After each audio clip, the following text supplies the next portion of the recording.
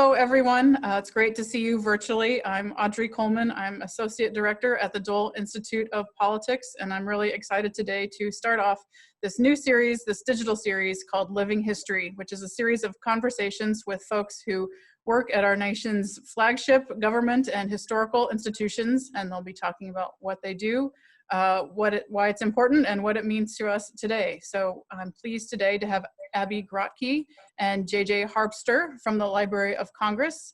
Most of us have heard of the Library of Congress, but it's our nation's oldest cultural institution. It's the research arm of the U.S. Congress and home of the U.S. Copyright Office. It occupies 3 buildings on Capitol Hill and is the largest library in the world. It holds millions of books, photographs, maps, recordings, and all sorts of things. But today we're going to be talking primarily about data on the web, which we're not used to thinking about as historical. But guess what? The web's been around a long time, so it is. And we're going to learn all about that. So Abbie, would you please introduce yourself and tell us what you do at the Library of Congress? Sure. I'm Abbie Grotke, and I'm the assistant head of the digital content management section, and I lead the web archiving team, which is sort of the technical team that works with folks like my colleague Jennifer, or JJ. And JJ, what about you? What do you do at the LOC? I am a supervisor. I'm the section head for science reference. So I help lead and manage a group of amazing science librarians. What we do here is we answer reference questions. We develop collections, including web archiving. We do all sorts of outreach stuff, programs. We also teach classes, do research orientations. So yeah, that's a little bit about me. All right. Well, let's get right into it. Abbie, again, the information is on the web. There's a lot of information on the web that maybe some of us wish wasn't hanging around. Why does the web need to be archived, and can't I just Google it? So the web, as you might think, a lot remains on the web, but a lot disappears as well. So unlike print materials, which a library collects, you might get a book in the library collections and that is a stable object that doesn't change. Web content is kind of always changing. If you think about resources that we visit today, news sites and government sites, and they're changing every moment. And while we're not trying to record every change, we do want to document changes over time so that future researchers can use these primary source materials in the form of web archives and refer back to what organizations and governments and individuals were saying at a particular point in time. So the Library of Congress has been doing this since 2000, so we have 20 years. This is our anniversary year. Wow. And we archive all sorts of materials in a variety of thematic and event-based collections. So we can talk a little bit more about that today. Mm-hmm, mm-hmm. So, how do you start? How do you even begin to archive the web, and how can we find what you end up saving? Yeah, there's so much. And many of the national libraries that do this around the world focus on domains. So they might archive, the French National Library might archive all of the French domain. But here in the US, we don't really have a easily defined domain that I can identify. If you have the answers, let me know, but we haven't been able to determine it yet.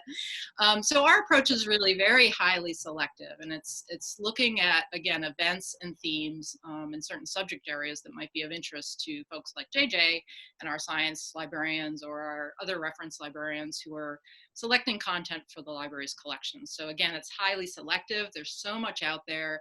We're not only collecting US content, but also foreign materials. So because our collections are global. So it's a real mix of things, and there's a lot in our archives.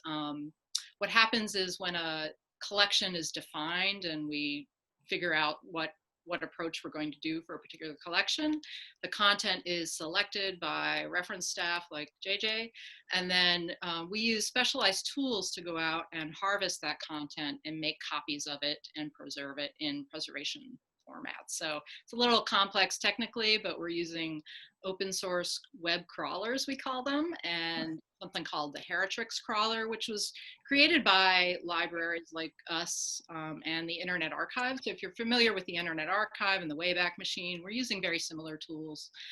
Many of them are open source and available to libraries that are doing this work. So we use specialized tools to get the content, to preserve it, and then to make it accessible. So it's hard to get through explaining all the steps, but that's the general idea. And then reference or users can use the collections at loc.gov. So all the collections, because they're digital, are accessible through the library's website. Some of the content is restricted to on-site only because of we have a permissions policy that we have to follow, and sometimes we have to get permission for off-site access. But generally, most of the content is available outside the premises through our website. So. So if I'm looking in the catalog, I still call it the card catalog, but the online card catalog, Yeah. you'll come across web resources. For the web archives, the collections, the thematic and event collections are described in our catalog.loc.gov, and then the items themselves and the actual content is in the library's digital collections. So we have loc.gov/websites. We'll get you to the descriptive records and they're not full MARC records, they're smaller, like slimmer records that enable searchability and usability of the collections. We also have a URL search, so if you know a URL from a website from 10 years ago and you want to see if we've archived it, you can plug that in and also see if we have the results. Yeah. You mentioned that there's so much out there. How do you even begin to decide? What's the system of deciding what's important enough to save? And can you give us some examples of maybe some of the earliest things that were saved, or maybe some of the more relevant things that are being saved now? I can talk generally and then pass it on to JJ. There's what we call recommending officers in the library, and they are selecting content for all sorts of topics. So once and JJ can explain her process, but our earliest collections were sort of pilot projects around collecting US election content, so campaign websites from 2000. So we continue to do that today, collect election sites. September 11th was one of our very early event collections, and we're thinking about that a lot today as we start to document COVID, but that was a big effort across the library to gather materials related to unfolding events that were happening sort of critically on the web. So that was just a few examples of some of our early collections. Yeah, JJ, do you have anything you'd like to follow up on? Yeah, so how I decide what to archive from the web, I usually ask myself a lot of questions. I'm a question person. So, the questions I ask, as a librarian and a supervisor of librarians, we're collecting material for Congress, for the public, for the world. And so some of the questions I ask is, are we doing enough to collect and preserve, in my area, scientific material for Congress and the public? Is there material that's at risk of being lost? And Abbie talked about how there's so many iterations of content as you go through. Like if the CDC website, that's changes almost on a daily basis sometimes. So we're taking snapshots of that. In terms of science, so much of the science communication, has moved to the digital environment, and we're ingesting, science research through blogs and social media, and it's born digital material. So there's no print equivalent. And so as somebody helping to develop science collections, we're missing that component for sort of that scientific research and knowledge out there.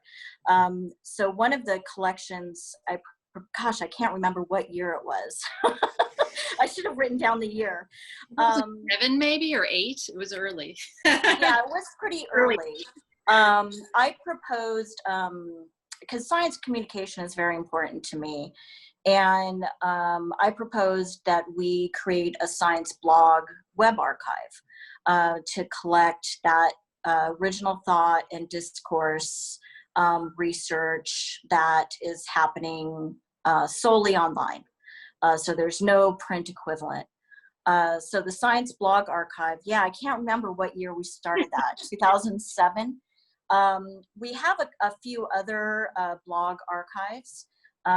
There's a law blog archive, right? And there's now an economics blog archive. You know, and blogging has a traditionally, or not traditionally, when blogging first came out, right, it was thought of as like online diaries, kind of a low form of scholarship. It wasn't, you know, but now really blogging, I find blogging really has risen to this level of a higher scholarship. And I think it's really important, because one thing I've noticed, looking back at sorry, I'm on my phone, so I keep getting little messages. One thing I've noticed with the blogs, that because we've been doing this for many years, I've looked back at some of these bloggers who had their own blogs. They're now writing for the New York Times. You could see the evolution of their career. And they've become, you know, instead of just freelance writers, they've got real gigs now and legitimate jobs and stuff. So that's pretty neat. I mean, I could go on and on. Oh, I hate my being on my phone. There are some collection policy guidance that the recommending officers follow, and then some supplemental guidelines related specifically to web archiving. And it does talk about that risk factors. You know, is this something that Congress will find useful? With election archives, particularly, that content goes down quickly after the election. So something like that, we have to actively collect it while it's there. And then as soon as somebody loses a campaign, their sites go down. So they stop paying those bills. And so you have to get it as it's being posted. Otherwise it's too late. Yeah. And it's for the long term, you know, we preserve things here at the library forever, until the end of time or the end of the universe. So, you know, collecting this web content stuff, I think it's just so important, I think. Yeah. Is there protocols for, you know, you're talking about obviously archiving quality content. Do you also collect, you know, popular information or informal conversations, or kind of, there's you know, a couple what the crowd says? Yeah, there's a couple of fun, I call them fun collections, there's one around web cultures that our American Folklife Center curates, and that one's got a lot of like just vernacular web stuff and memes and GIFs, and that's why we had the meme headline in the New York Times. was the focus on that, but it was a good hook. Yeah, a good hook. And there's a lot of really interesting stuff in there that is documenting sort of use of the web. We're not really getting personal stories, and not really, I mean, some of it comes out in a lot of the collections around the comic. We have a huge web comics collection that captures some of that. Sometimes, like the 9/11 collection has some personal narrative story kind of stuff going on. Much of it is organizations, or like JJ said, blogs and nonprofit sites and government sites and things like that. But we do have a mixture of things. So, for example, for collecting COVID-19, what are some kind of the materials that you are gathering or plan to gather? Want me to do it? Yeah. Do you want to just talk about that? Sure. So for the coronavirus web archive, I want to give a shout out to one of our digital collections coordinator, Rashi Joshi, who said that this COVID-19 web archive is a digital curation challenge. And it is, because the virus is global. It's affecting everyone. It's affecting every part of our lives. So it's not like you could scope it. I mean, you could scope it down to just say, well, let's just focus on the health and medicine, or let's just focus on the public policy side, or the federal government responses, or, I mean, you could focus that down, but you won't get a holistic picture of what's going on, you know. So what we've done, we started collecting, I think, mid-March, right, Abbie? So we started collecting websites in mid-March, and just recently we went through, a team of folks went through and analyzed what we've collected, and I think there was well over 1,700 websites a few weeks ago, because we're still collecting. Mm-hmm. And the strengths, which you would imagine we would have a lot of strengths in things like public policy, the federal and state responses, health and medicine, science kind of stuff. We were strong in a lot of the international collecting, especially from South and Southeast Asia. And then we're really strong. We have an amazing performing arts web archivist. She's absolutely amazing. So, you know, the virus is also affecting, you know, entertainment and the arts. And so she has been collecting a lot of the performing arts, the response and the impact on the performing arts. So we had all of that, and we've been looking through it and trying to figure out, okay, we know what our strengths are. What are we missing? What are the gaps? And when we started looking through that, we found, you know, we weren't getting much stuff about psychology. You know, I mean, this is really affecting us, our minds, our wellness. I know I have an app on my phone now for meditation. It's, so we were missing things on psychology. We were missing things on fashion. I mean, fashion is, you know, there's this whole now Corona couture, you know, and with the masks, and it's, you know, it has kind of become its own thing.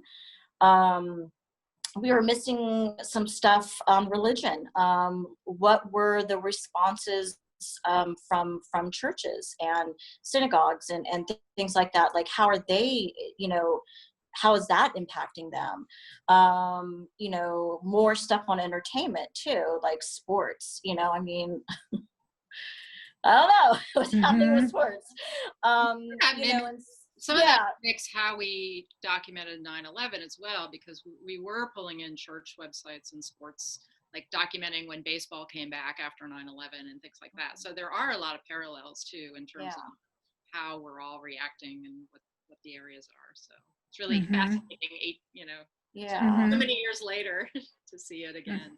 Yeah, and I feel like this, you know, for something on such a large scale, such as COVID-19, where it's just global, affects every single part of our lives, that at least for me, the goal is to have this kind of holistic that represents just all these different facets of how it affected us, like as people. And I really wanted to give, with the archive, one of the goals I have is I really want to give it a sort of human face. One thing I've been doing since, you know, this pandemic has happened, you know, people are looking at other historic pandemics. So they're looking at the influenza of 1918.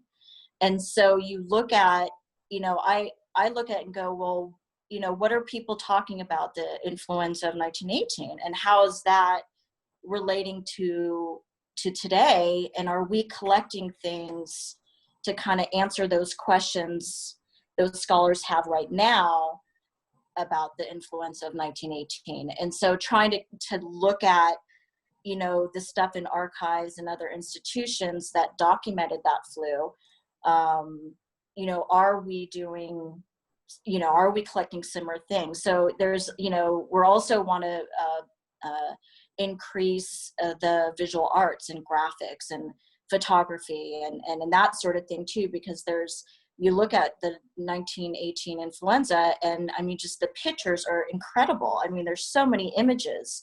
And so we all take digital photographs, right? I don't know if many people who print their photographs on paper anymore. Mm-hmm.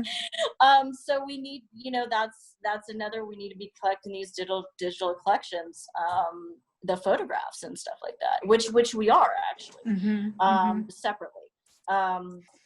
But yeah, it's also mention we're collaborating with the international community. There's an International Internet Preservation Consortium that we're a founding member of, and they have a collaborative global collection. So some of our staff have been contributing to that. So there are these other efforts, and a lot of the national libraries are collecting from their own countries, but there are gaps in where web archiving happens around the world. So figuring out where we can help document what's going on in some of those countries where web archiving isn't happening at the national level is something we're looking into.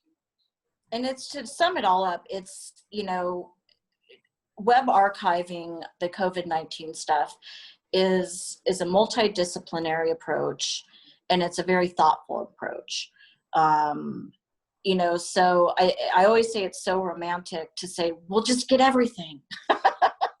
We don't want everything. So just get everything, just let it all in, which no, we can't do, because there's actually other constraints. So being really thoughtful on looking at, and that's why we started looking at what we've already collected, and how we started seeing, like, there's not that much in religion, there's not that much about psychology. Where's the stuff related to food? I mean, just how this has affected our food systems in general, but also the culinary achievements that folks have been doing at home with their quarantine kitchens. I mean, there's all these little aspects that we're like, oh my gosh, we'll still be collecting the policy stuff, though, of course, and the federal responses and stuff, but really we want to kind of expand it and have it a more holistic representation.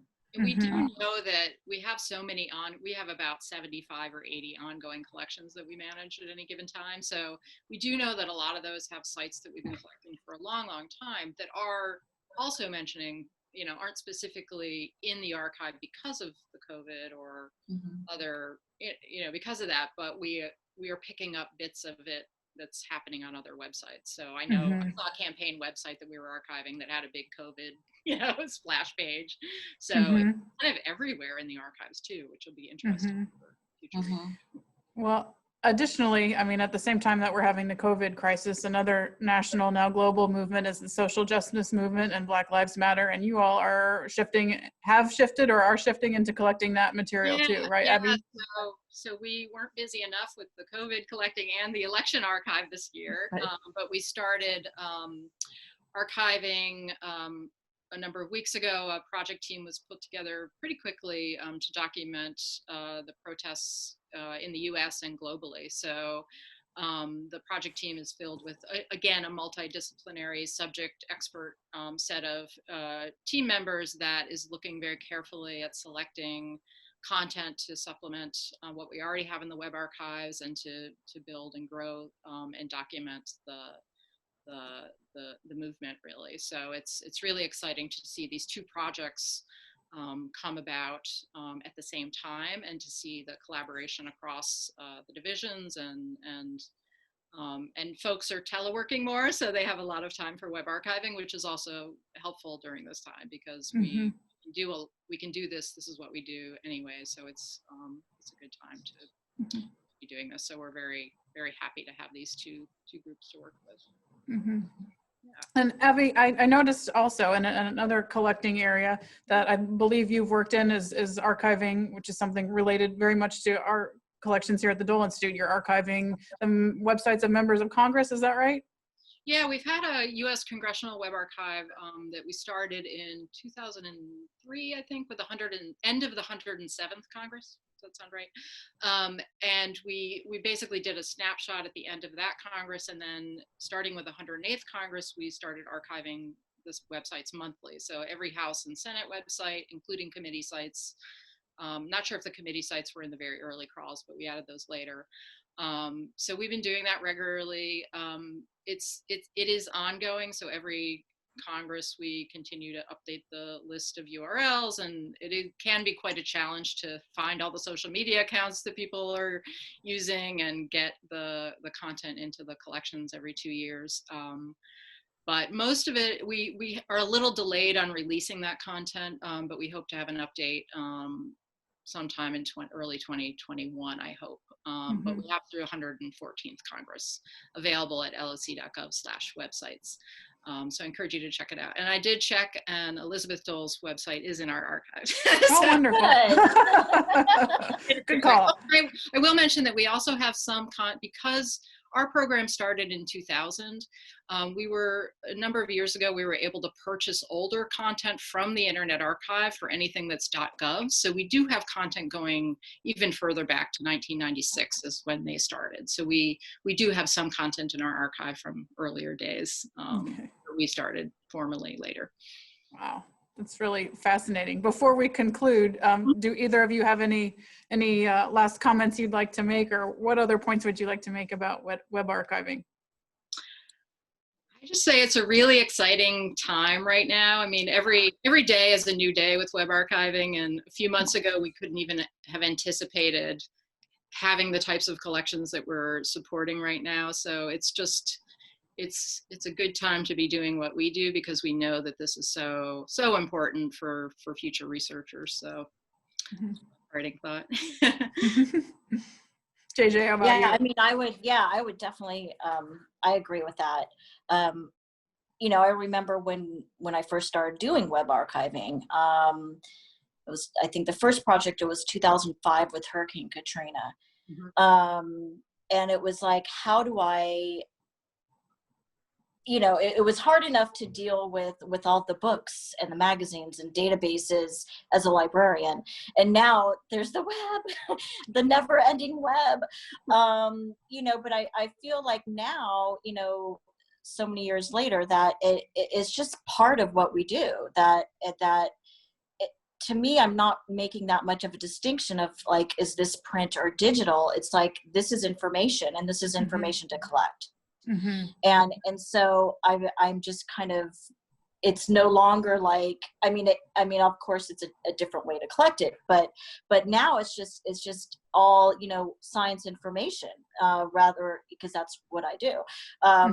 But it doesn't matter if it's in the book or in a website or a blog, you know, it's just like, it's just all sort of come together. And, you know, I'd say, I always tell people the future is now. So it's happening now, we're in it. You know, but it is, you know, you do think, I don't have a crystal ball, so I can't really tell what researchers will want. But I try my best.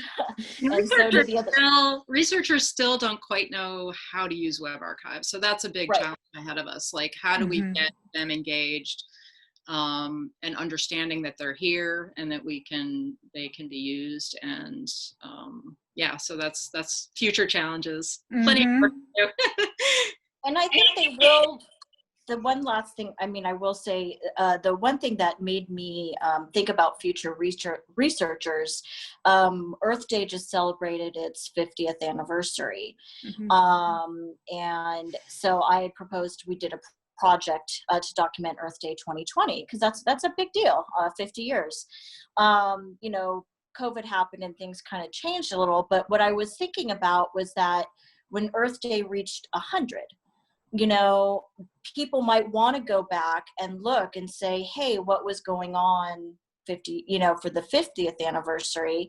And here we have a web archive that documents the different online activities. I mean, there's print newspaper articles and stuff that describe it, but a lot of this other stuff they've moved Earth Day to online, you know, with videos and stuff like that. So, you know, my thoughts are always like thinking about that future researcher, you know, Yeah. Mhm.